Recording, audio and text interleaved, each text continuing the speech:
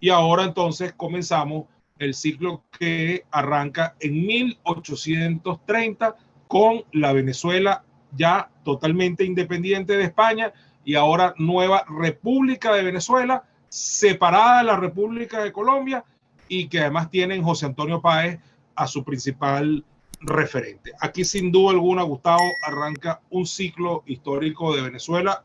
Yo diría que tal vez por ser el primero de esta etapa, el más importante desde el punto de vista de lo que es la formación de la institucionalidad republicana venezolana.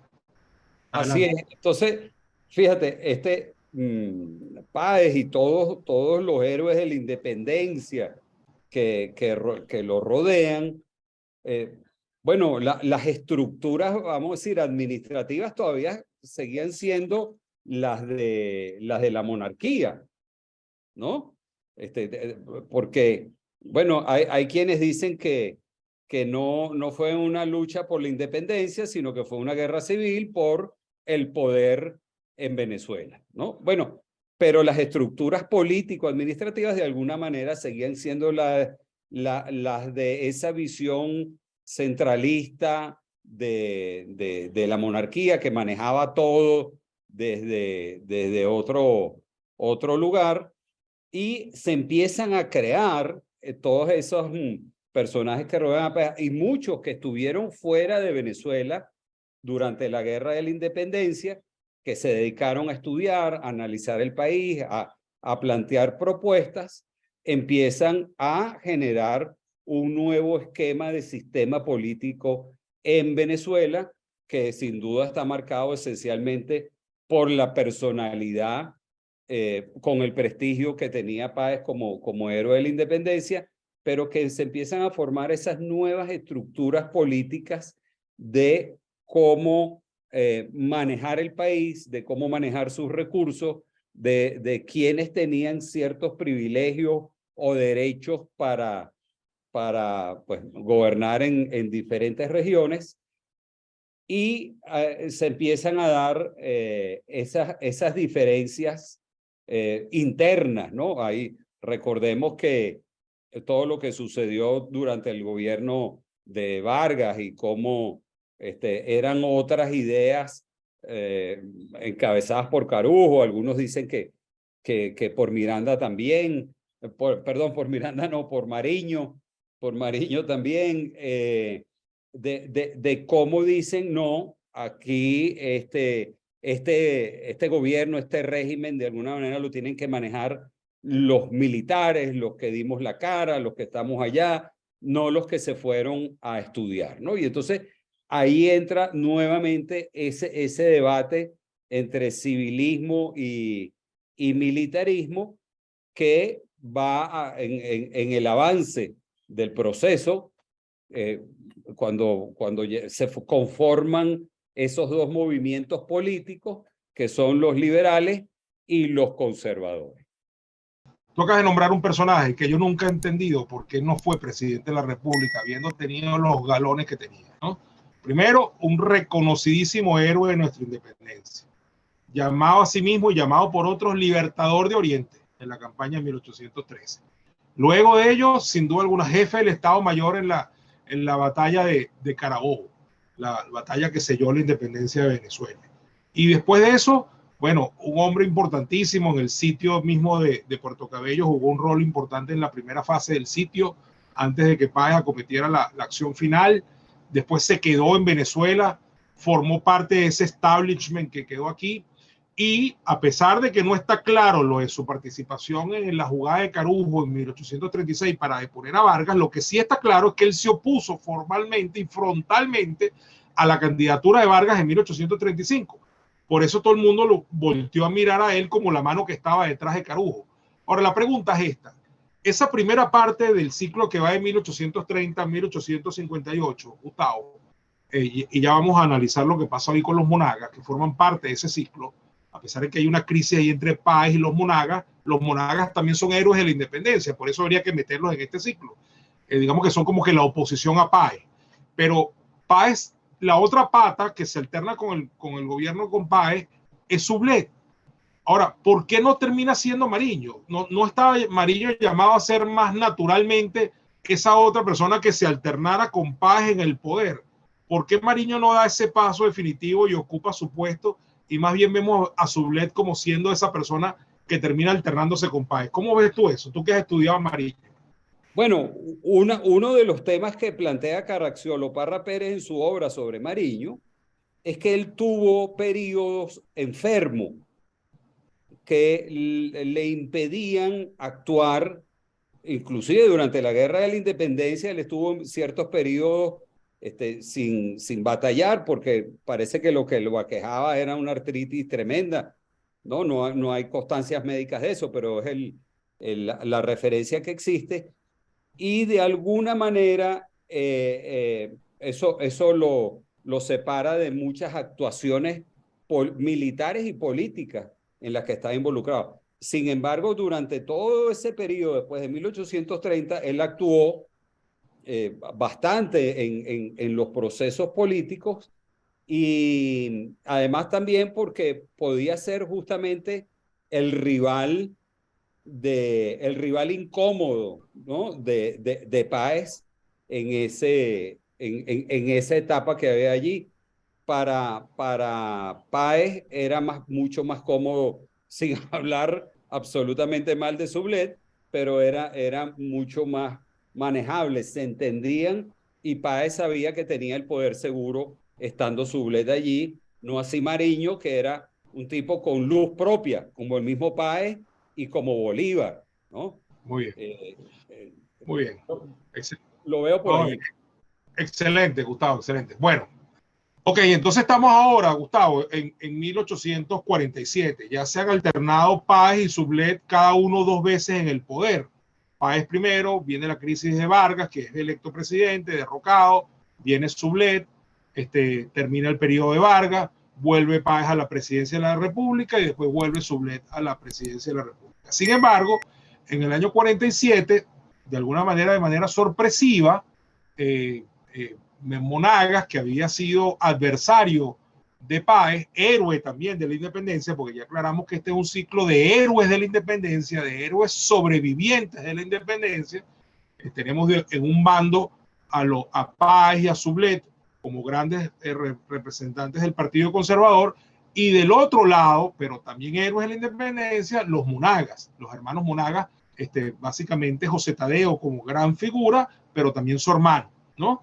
Y ahí vamos a tener claro un pugilato, y extrañamente para muchos, Páez termina apoyando a Monagas en la candidatura de 1847, y bueno, y con semejante apoyo, Algo Monagas, sorprendente. sorprendente. Algo sorprendente, ¿no? Así es. No estaba en los cálculos.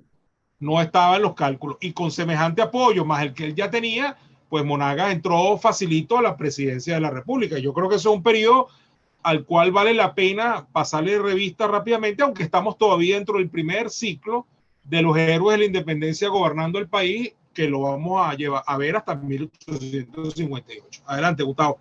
Sí, yo llamo a estos primeros gobiernos, bueno, los gobiernos de los héroes de la independencia, ¿no? Claro. Habían sido los protagonistas de esto. Y esencialmente, tú ves en ambos periodos, el paecismo y el monaguismo, esencialmente el tema de la ambición de poder, ¿no? Libertaron a una nación, la hicieron soberana, ahora nosotros vamos a mandar. Pero no es lo que caracteriza a Páez y a Monagas sus ideales de transformación del país, ¿no? ¿Cómo no? Eso estaba siempre en su discurso, pero esencialmente, bueno, eran héroes que estaban creando una nación, ¿no? Eso hay que verlo porque era muy precario, eso era 4 oficinas, no sé cuántos, 16 escritorios, y tenían que manejar toda una nación muy compleja, como hemos venido hablando, con diferentes regiones y costumbres, de tal manera que, cómo no, hay que reconocer a esos presidentes, héroes de la independencia y quienes lo rodeaban, que estaban en ese trabajo de crear el Estado, ¿no? Crear el Estado venezolano, pero vienen ahora los hijos, los sobrinos, los edecanes de los héroes de la independencia, ¿no? Que es la etapa que viene después de los Monagas. Pero esencialmente esa confrontación que se da parte de los temas de ambición de poder, pero se empieza a discutir, se empiezan a discutir y a plantearse ideales políticos, proyectos políticos, planteamientos políticos que empiezan a diferenciarse y consiguen, vamos a decir, su asidero en ese debate entre centralismo y federalismo. Correcto. Hay que decir, Gustavo, que así como dijimos y resaltamos el hecho político inusual de que Páez respaldara a Monagas para la presidencia de la República en 1847, hay que decir también que esto dura poco y que esa luna de miel llega hasta que ocurren los hechos de 1848, concretamente el asalto al Congreso el 24 de enero, y bueno, Páez se alza en armas contra Monagas y bueno, Páez es derrotado y traído prisionero y va a estar preso en Cumaná un largo tiempo hasta que finalmente es expulsado al exterior y no va a volver sino hasta que ya ha estallado la guerra federal, lo cual también es un elemento importante para introducirlo aquí. Ahora bien, transcurre entonces, Gustavo, el Monagato, la época en la cual se alternan en el poder los hermanos Monagas, ¿ok? José Tadeo, su hermano y otra vez José Tadeo. Y en 1857 ese sistema empieza a dar unos síntomas inequívocos de que hay un problema importante y finalmente en 1858 hay una crisis brutal de esto que tú llamas las crisis terminales de los sistemas políticos. Surge la figura de Julián Castro, pero Julián Castro no puede manejar aquello y viene ya una confrontación brutal y final entre conservadores y liberales, donde ya lo que se buscaba era una excusa para que hubiese una guerra que queda perfectamente resumida en aquella frase que le atribuyen a Antonio Locadio Guzmán, el principal propagandista del Partido Liberal, que valiéndose de su periódico, dijo palabras más, palabras menos. Bueno, es que si ellos hubieran dicho federalismo, nosotros hubiésemos sido lo que dijéramos centralismo, porque aquí el tema era entrarnos a piña. Pues ese era todo, ¿no? Exacto. Un conflicto que viene en primer lugar del conflicto de los dos héroes, del conflicto personal, de ambición de poder entre Páez y Monagas. Y hay otra cosa que es interesante resaltar, Cipriano. Uno lee la historia contemporánea de González Guinán y entonces tú vas viendo cómo se van de alguna manera fusionando las sociedades, hablando de la sociedad venezolana, como algunos que antes estaban con Páez empiezan a entrar en el gobierno de Monagas, y entonces uno dice, bueno, pero si aquí este era adepto a Páez, ¿cómo ahora está totalmente en las manos de los Monagas? Y entonces, bueno, es una cosa que sucede o que ha sucedido, es muy actual, cómo de alguna manera se van fusionando el anterior con el actual, y ahí se empiezan a desdibujar cuáles eran las características principales de ese gobierno que se instauró, y empiezan las crisis, nuevamente las crisis internas. Y resaltando lo que tú decías de Antonio Locadio Guzmán, ¿no? Recordemos que Antonio Locadio Guzmán era el vicepresidente con Monagas, ¿no? Y Antonio Locadio Guzmán, pues era uno de los abanderados de los temas del liberalismo en ese momento, ¿no? De tal manera que, bueno, si bien esa anécdota puede ser cierta, si ellos dicen esto, nosotros decimos lo contrario, había pues unas tesis que se venían desarrollando en las polémicas de los periódicos de la época, que están recogidas en muchos libros muy importantes, donde uno empieza a ver que se va perfilando otros temas de pensamiento político, ¿no? Que si bien lo que nos dirigió durante mucho tiempo fue la guerra era el mecanismo de integración social, ¿no? Si alguien se montaba en una montonera y ese capitán, ese coronel tenía éxito, pues entonces el campesino salía de su conuco y tenía posibilidades de viajar por Venezuela, de recorrer nuevos lugares, conocer nuevas personas.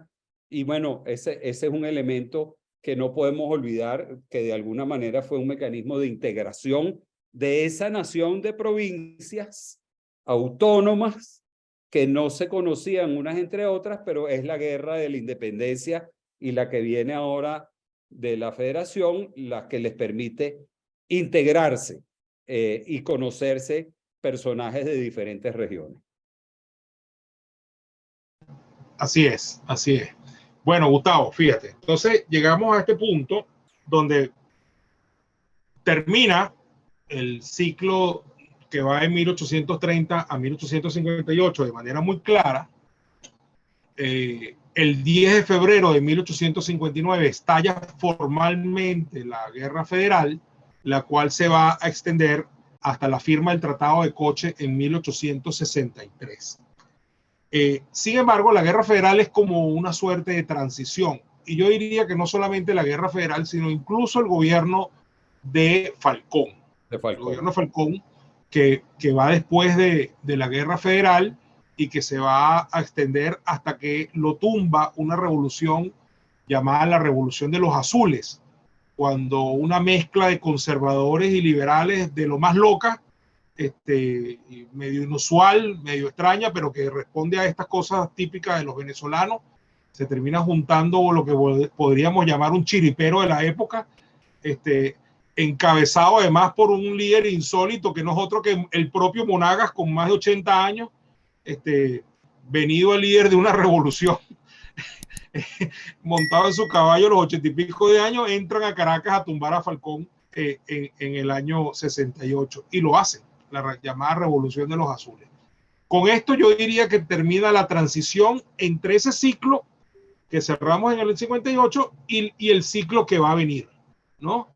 A pesar de que todavía nos van a quedar 2 años ahí medio oscuros, del 68 al 70, donde las cosas no están muy claras, Guzmán no ha terminado de tomar control del asunto, pero digamos que ya en el año 70 sí ya hay una revuelta allí interesante, lo que llaman la guerra del 70, que realmente darle características de guerra es como que magnificarlo demasiado, pero ya ahí sí Guzmán se hace del poder de manera indiscutible, y ahí sí entramos de frente en otro ciclo histórico. Así que podríamos decir en resumen que el ciclo anterior va cerrando en el año 58 como modelo político indiscutible, entra en crisis, viene una transición que se extiende del 58 al 68, del 58 al 70, dependiendo cómo lo quieras ver, guerra federal, gobierno de Falcón, revolución de los azules incluido, y sin duda alguna en el año 70 arranca un nuevo ciclo histórico con la figura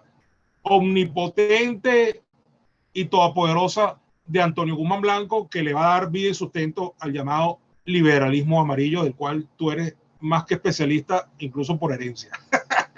Adelante, Gustavo.